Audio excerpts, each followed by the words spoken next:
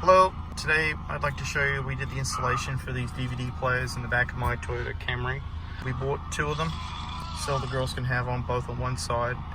The pack comes together with a hardwire kit, a kit that'll plug into the cigarette lighter, 12 volt connection, and also an additional power cord. So if you wanted to take this into like a hotel room or something like that, you could plug that into the wall.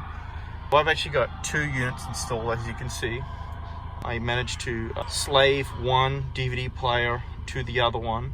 It comes with a left, right, and a video kit, and I tied them together so they're able to do that.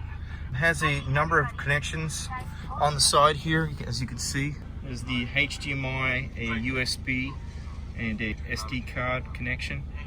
So you can also put different peripheral devices plugged in there. It comes with a CD that has 500 games on it.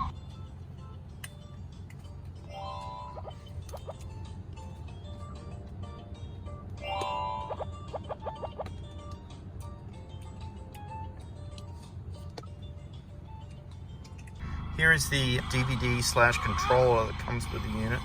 Like I said, it's got the controller so you can play the games come on the CD, and then obviously the remote so you're able to play and fast forward the devices. DVD AV button, which will then allow you to change to DVD, which is the inbuilt player on top of the unit itself. USB, if you have like a USB thumb drive or a flash drive that you can play a movie or something on there. Also has the ability to, like I said, do an SD card.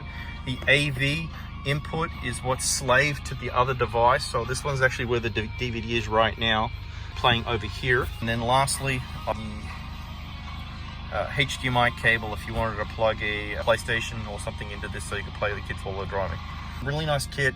Took a little bit of working out, but I managed to get this up and running. Would recommend it. Thank you very much.